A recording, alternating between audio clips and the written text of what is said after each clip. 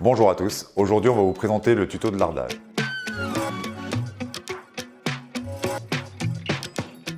Un lardage, c'est le fait de pouvoir transférer du mycélium en grains dans un ballot de fructification. Donc un ballot de fructification, c'est un bloc dans lequel on a un substrat. Et le substrat, c'est la matière que va consommer le champignon pour pouvoir après pousser dessus. Donc ici, vous avez l'exemple d'un ballot de shiitake qui est colonisé avec du mycélium dans un ballot de suure qui a été stérilisé. Et ceci est un ballot lardé de fructification. Et c'est ce que nous allons fabriquer aujourd'hui.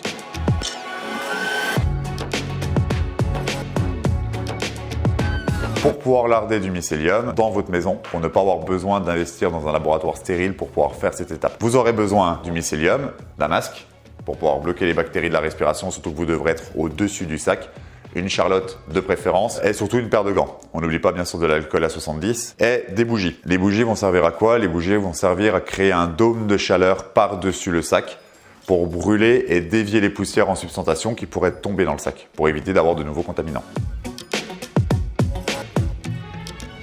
Pour fabriquer un ballot de fructification, donc pour fabriquer un substrat, au préalable, il faut déjà nettoyer son sac parce que vous êtes obligé de stériliser la matière. Et pour stériliser la matière, chez vous, vous prenez de la matière sèche que vous mettez dans votre sac, vous faites bouillir de l'eau à la bouilloire. Une fois que le cycle de bouilloire a été fait, donc une fois qu'elle a sauté, qu'elle s'est éteinte, vous la rallumez et vous ouvrez le couvercle. Vous laissez bouillir l'eau 5 à 10 minutes avec le couvercle ouvert. Ça va servir en fait à évacuer les bactéries qui peuvent y rester par la vapeur, mais surtout à retirer le chlore que vous avez dans l'eau du robinet. Parce que le chlore suivant l'acidité, en fait, ça peut du coup déranger au niveau de la colonisation du champignon. Donc pour ce faire, vous mettez votre matière sèche dedans et ensuite l'eau, une fois qu'elle a été bouillie, quand elle est bien chaude, vous venez verser à la bouilloire directement dans le sac. Donc pour 1 kg de matière, vous mettez l'équivalent de 50 centilitres d'eau. Vous mélangez votre sac et ensuite celui-ci, vous l'envoyez du coup en pasteurisation dans une cocotte minute. Et vous faites juste un cycle de cuisson sur la cocotte minute. Avec la température et la pression, une fois que ça aura sauté, la matière sera stérilisée à l'intérieur. Attendez quand même une nuit, le sac bien fermé dans un endroit au noir, au sec, pour éviter de copier le mycélium pendant que la matière est beaucoup trop chaude, ce qui brûlerait le mycélium et du coup tuerait le champignon. Vous pouvez ne pas passer par l'étape de la cocotte minute, de faire une pré-stérilisation par le fait d'inclure de l'eau chaude directement dans votre ballot, mais les résultats, vous avez beaucoup plus de chances de recevoir un contaminant derrière. Donc il vaut mieux prendre ces précautions et stériliser une deuxième fois à la cocotte minute. Donc du coup, on va commencer le lardage.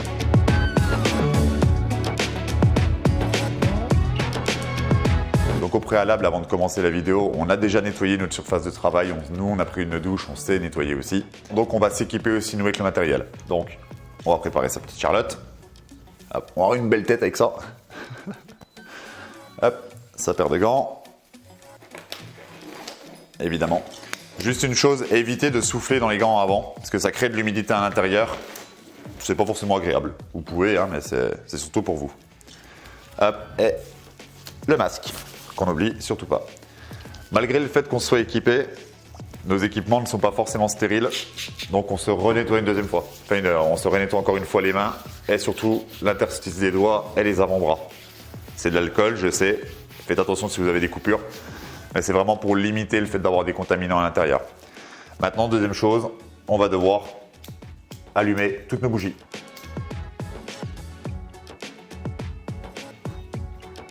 Hop, ça c'est l'étape qui est un petit peu longue. Faites attention avec vos gants quand même. Parce que si vous avez encore de l'alcool dessus, vous l'avez mal rincé, ça risque de prendre feu. C'est pas forcément ce qu'on veut. Donc maintenant, notre dôme de chaleur va se créer. Donc c'est là que nous allons commencer à nettoyer tous nos sacs pour pouvoir ensuite les ouvrir et faire le lardage. Donc pour ce faire, j'ai deux blocs de compresse. Enfin de compresse ou de papier. Pourquoi? J'en ai un qui ne sert qu'à moi, donc pour pouvoir moi me sécher les mains ou quoi que ce soit. Et le deuxième lui sert à faire le sac. Je mélange pas les deux parce qu'en fait vous voyez au niveau de la pliure des sacs, comme vous quand vous l'avez, dans chaque pliure à l'intérieur, il peut y avoir du coup de la matière qui peut contaminer. Donc ne mélangez pas vos serviettes avec ça, même si vous mettez de l'alcool. Donc, on va mouiller son chiffon et maintenant on va pouvoir ouvrir son sac. Donc on le nettoie bien à l'alcool. Le dessous a déjà été fait. Avant, hop, on va ouvrir la pince, on le déroule et on enlève la pince. Hop. On continue de le nettoyer. Donc, vous faites très attention, surtout c'est de ne pas l'ouvrir, vous voyez. Même si j'ai enlevé la pince, avec la stérilisation en fait et le chaud qui se passe à l'intérieur, ça vient sertir les sacs, ça vient les serrer comme si vous les thermosoudiez. Donc le fait de pouvoir les fermer. Mais ils ne sont pas collés, vous pouvez quand même les ouvrir. Mais là le sac, même en ayant enlevé la pince, en le tenant comme ça, il reste stérilisé, tant que je ne l'ai pas ouvert. Donc voilà, donc quand vous allez faire le nettoyage, faites très attention d'essayer de ne pas ouvrir le sac. Donc vous faites bien l'avant et l'arrière avec l'alcool. L'intérieur du sac en tenant en fait le pincement. Vous voyez en fait le sac ici, vous avez une petite languette. Et c'est le niveau en fait de la pliure du sac. Donc il faut juste le tenir derrière en fait pour laisser la partie arrière toujours fermée pour pouvoir venir le nettoyer. Pour fermer bien et vous faites pareil de l'autre côté. Voilà. Et là mon sac est toujours resté fermé. Hop, ensuite, je sais pas pourquoi je le pose. On va faire pareil avec notre sac de mycélium. Donc bien nettoyer le haut. Hop. Voilà.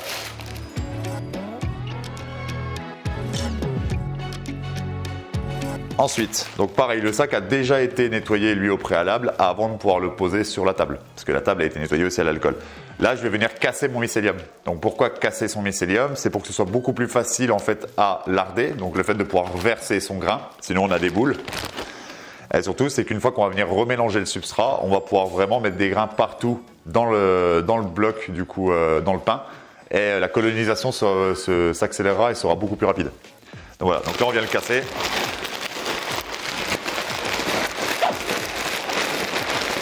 Hop. Voilà. Le dernier outil, le ciseau. Donc les ciseaux, ça va servir à faire la découpe dans le sac. Si vous l'arrachez avec les mains, vous risquez de créer un trop gros trou et c'est pas du tout ce qu'on va aller essayer de faire. Hop. Voilà. Et on fait bien la lame du ciseau.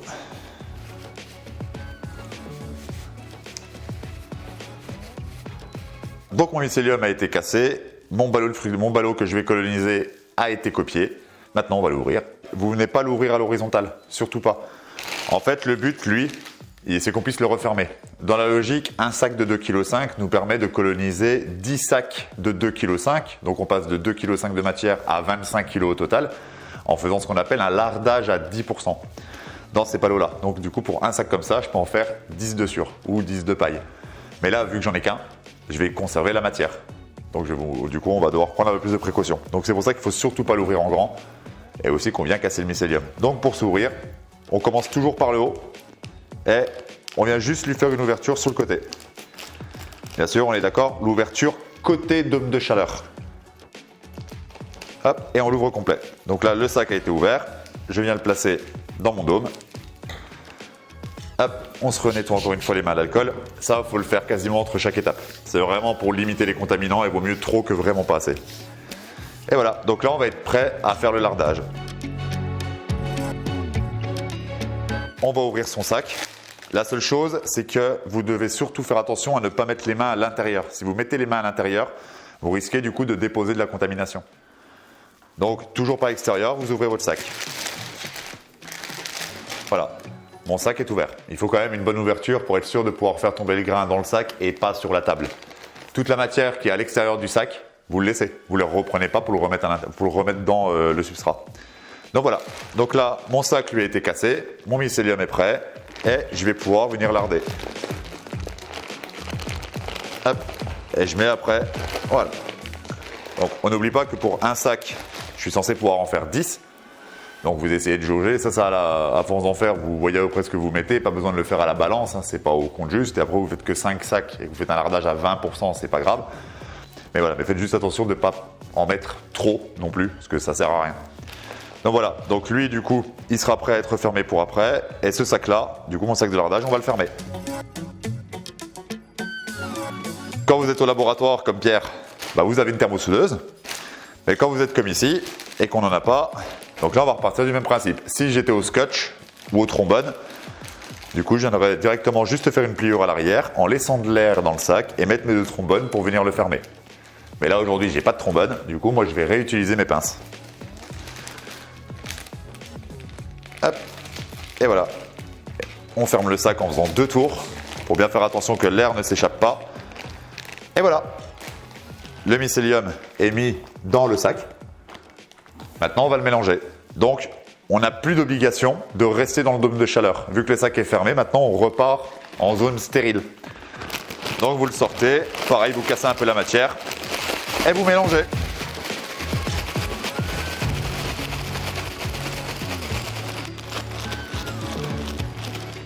Hop, voilà.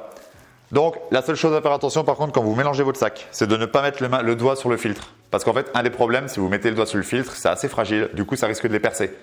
Donc le sac est mort, évidemment. Quand vous mélangez le mycélium, faites attention que le mycélium ne reste pas à la surface, mais vienne dans le dessous du ballot. Si vous regardez là par exemple, on regarde par le dessous, en fait on voit des grains qui sont descendus sous le sac. Donc en fait pourquoi? Plus le mycélium sera sous la matière, plus il va venir coloniser. Parce que l'extraction d'air est sur le haut du sac et le champignon va aller chercher l'oxygène. Donc s'il est bloqué en dessous, il va remonter. D'où le fait de bien casser son grain pour pouvoir après le mélanger et qu'il y en ait partout dans le substrat. Voilà. Et ensuite pour le sac de mycélium, c'est la même chose. Vous venez du coup refaire tomber vos grains à l'intérieur. Tout ce qui était sur le bord extérieur, vous le faites tomber dehors. Vous venez le replier pour pouvoir le refermer correctement. Donc à éviter quand même de les refermer, il vaut mieux faire vos 10 sacs d'un coup. Et ensuite, tout toujours pareil, un trombone. Et vous pouvez le mettre au frigo en attendant de refaire vos nouveaux sacs, 1 semaine après maximum.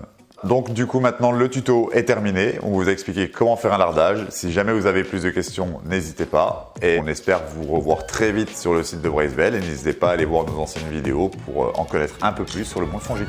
Très bonne journée.